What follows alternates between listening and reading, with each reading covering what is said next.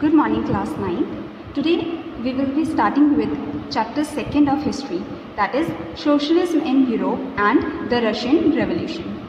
You have already completed chapter 1st of history, that is the French Revolution. So after that we study this chapter. Starting with the chapter, we study the age of social change. In the previous chapter you must have studied French Revolution and how change has started in the country. In the previous chapter, you have discussed about the powerful ideas of liberty and equality that passed in Europe after the French Revolution. French Revolution was standing on these ideas. The French Revolution provided a chance to the possibility of making a dramatic change in the way in which society was structured. Why was French Revolution done? French Revolution was done to change the society, to bring a change in a society. As we have read, society before the 18th century was mainly divided into estates and orders, and it was the church and aristocracy that controlled economic and social power. Like in the previous chapter, you must have studied, there were 3 estates or orders of realm. The first estate was the clergy, the second estate was the nobility, and the third estate was the commoners. The most of the power was with the clergy and the nobility. The social and economic power was with the clergy and nobility. Economic and social power was with the church, that is the clergy, and aristocracy, that is the nobility. Soon after the revolution, it appeared possible to change this. In many other parts of the world, including Europe and Asia, new concepts about individual rights and who controlled social power were started to be discussed. After the French Revolution and the revolution spread in whole of Europe, the ideas that were propagated or that started in French Revolution, it spread throughout the world, even in Europe and Asia. The ideas were about the individual rights, the democratic rights, about the liberty and equality, and who controlled social power. Like only the few should control the social power, or the whole society should control the social power. Like here we can summarize it through this. The French Revolution provided the ideas of liberty, equality, democratic rights, or we can say individual rights, created a possibility of change in the society. People started discussing the possibility of change. People in Europe, people in Asia, people in all over the world started discussing the possibility of change. That yes, change can be brought. Change can be brought to change the society. In India, Raja Ram Mohan Roy and De Rosio, both were social workers and propagated change, talked of the significance of French Revolution. They talked about how important the French Revolution is or was. And several others also debated the ideas of post-revolutionary Europe. Not only Raja Ram Mohan Roy or De Rosio, but all of the world, all of the social workers, all of the philosophers in the world were talking and debating about the ideas of post-revolutionary Europe, that is after the revolution occurred. The developments in the colonies in turn reshaped all such ideas of change of society. The developments that were happening in the colonies reshaped all such ideas. They not only wanted liberty from the social oppression, but they also wanted liberty from the rulers. India wanted liberty from Britishers. They wanted change of society. They wanted their own people to be independent. They wanted themselves to lead their country and not some other country leading their country. However, not everyone in Europe desired a complete transformation of society. Responses differentiated from those who accepted that some change was essential but wished for a gradual shift, to those who wanted to restructure society radically. Like everyone wanted change, but the responses were different, like how the change will be brought in the society. Some wanted that the change should be gradual, that is slow. Slowly we should change and not overnight, to those who wanted to restructure society radically. And the other part was the ones that wanted the society should change completely and fast. A few were conservatives and others were liberals or radicals. One side was conservatives and the other side was liberals or radicals. What did these terms actually mean? We will study in the next topic.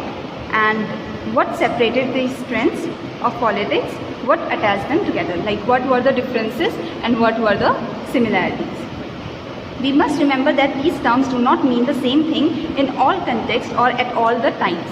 Like the English word change according to situation, they change according to conditions. So here also the meaning that we will be reading in this chapter is accordingly for this chapter only. We would look briefly at some of the essential political traditions of the 19th century and observe how they influenced change. We will be studying the political traditions, like what was happening politically in these countries in 19th century, and we will also observe that how these influence the change. Then we would focus on one historical event in which there was a drive at a radical transformation of the society. In the further chapter what we will study, this paragraph is showing that we will focus on one historical event that changed the society, that transformed the society completely, radically. Through the revolution in Russia, socialism became one of the most significant as well as powerful ideas to reshape society in the 20th century. Before the 19th century, there was no such thing as socialism, but it became a strong idea in 19th and 20th century. And in 20th century, Russia became a socialist country or socialism country through a revolution that we will be studying further. That's why this chapter's name is Russian Revolution, because in Russia the revolution took and socialism started in Russia as a prominent, as an important, powerful idea. Okay, moving further with liberals, radicals and conservatives, the first topic of this chapter. Before this we studied what we will study in the chapter and what the previous chapter showed and how it connected to this chapter, like how change will be brought in the society and how people started talking about the change. Seeing this is the summary that we studied. The French Revolution brought ideas and it created a possibility of change. People started discussing the possibility of change. Like we studied that Rajaram Mohan Roy, Desrosiers and many other social workers and philosophers started to talk about change. Now, liberals, radicals and conservatives. The liberals were one of the groups that looked to change society. Liberals are always the ones that want change, that look forward for change. Liberals are free-minded people. Liberals desired a country which should tolerate all religions. Liberals are the ones that wanted change in the society, that wanted that a country should be there that tolerate all religions. Like a country like India, we tolerate all religions. We let people follow any religion they want. Muslims, like Islam or Hindu or any other religion in the country is allowed to be followed. We should remember that at this time, European states generally discriminated in favor of one religion or another. That time, it was the time of 19th and 20th century. European states discriminated in favor, like they wanted only one religion to follow in their country. For instance, Britain favored the Church of England, Austria and Spain favored the Catholic Church. In churches also or in Christianity also there are different sects, there are different beliefs in the Christianity. So Britain favored Church of England and Austria and Spain favored Catholic Church. Liberals also opposed the uncontrolled power of dynastic rulers. Like when there is monarchy, there is uncontrolled power. The monarch or the king can do anything they want. So liberals opposed that. Liberals was against that. They desired to secure the rights of individuals against governments. They wanted individual rights to be followed and not the government can do anything. They wanted individual rights. They required for a representative elected parliamentary government subject to laws interpreted by a well-trained judiciary that was independent of the rulers as well as the officials. You can connect this 3 4 lines to right now, how it is going. They wanted representative elected parliament.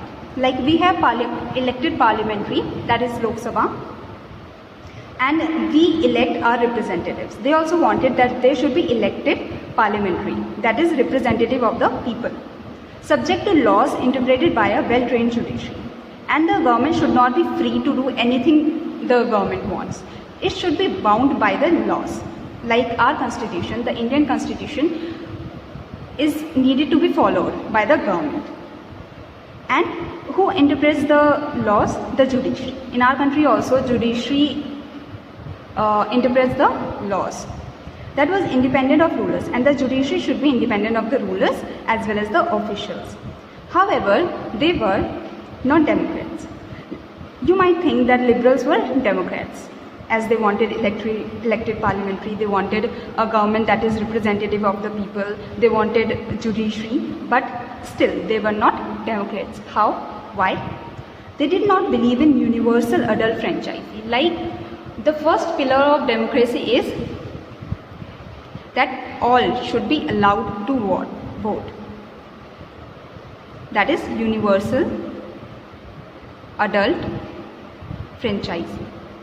Every adult of a country should be allowed to vote. That is universal adult franchise. And liberals were against that. Liberals did not trust. Radicals believed a country in which a government was based upon the majority of a country's population. The radicals were more open-minded. They wanted a country where the government is representative of the majority of country's population. Many supported women's suffragette movements. What is women's suffragette movements?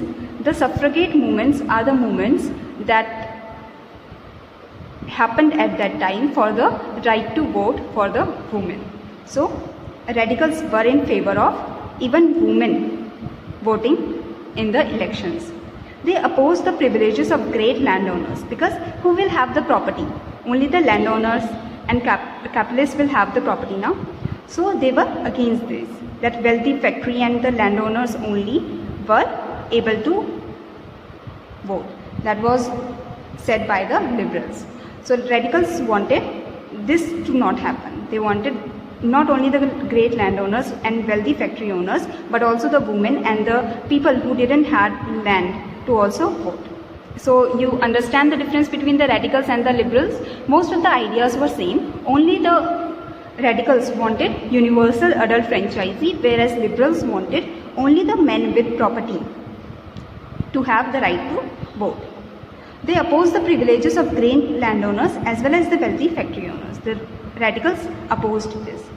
They were not against the existence of private property, but disliked the possession of property in the hands of some people. They were not against, like they were not saying that no one should have private property. They just wanted that it should not be in the hands of few only and the other population be poor. They wanted it to be distributed properly, the property. Conservatives were against to radicals and liberals. Conservatives had a different idea. After the French Revolution, however, even conservatives had opened their minds. Conservatives were usually the people that were close-minded, that wanted the society to not change. But even after the French Revolution, they also changed. They also opened their minds for the requirement for change. They also thought that yes, change is needed. In the 18th century, conservatives had been usually, in the 18th century, the conservatives were opposed to the idea of change. By the 19th century, they accepted that some change was essential, but believed that the past had to be respected and change had to be brought about through a gradual procedure. Like in the start, we studied that all wanted change, but the idea of change, that how the change should be brought, was different in different ways. The conservatives also felt that the change should be brought, but they wanted a gradual change. They wanted a slow change. They didn't want the country to change overnight. Such opposing ideas about change of society clashed during the social and political state of confusion which followed the French Revolution. After the revolution, there was very much confusion that how the change should be brought, how the social and political change should be brought, and this brought the confusion. The several attempts at revolution and national transformation in the 19th century helped to define both the limits as well as the potential of these political tendencies. There were several attempts, many attempts were made to for the revolution and national transformation, that is change for the whole nation in the 19th century. And this told us that what are the limits and what are the potential for the political tendency, for the liberals or the conservatives or the radicals. The next topic is industrial society and social change. These political trends were signs of arrival of a new time. Now the change is coming. This can be felt in the political trends. It was a time of great economic as well as social change. Not only social, but economic change was also coming, that can be felt. It was a time when new industrialized areas developed. Like you must have studied or you must have heard somewhere that the industrial revolution was coming through Britain, through Europe. And it was a time when new industrialized areas developed, new cities came up, railways expanded, and the industrial revolution happened. Industrialization brought men, women, and children to work in industries. Work hours were mostly long and wages were poor. Like in the starting of the industrial revolution, there was very much unemployment in the country. The population was huge. That's why the laborers were agreed to work in even the lower wages. Unemployment was common, like I just told you, the unemployment was very much, particularly during times of low demand for industrial goods. When the demand is low, the industries will work less and they will want less labor to come in the industries. That's why even the labor demand is low at that time. Housing and sanitation became problematic as towns were growing rapidly. The towns were growing around the industrialized areas and housing and sanitation became a problem. Like wherever industries starts, their urbanization also starts, the towns revolve around or start around the industrialized areas. The problem became that many people comes to that industrialized areas or that new urban areas and the housing became a problem. Liberals and radicals were searching for solutions to contemporary issues. The liberals and the radicals wanted solutions that can be the solution to these issues, to these contemporary issues.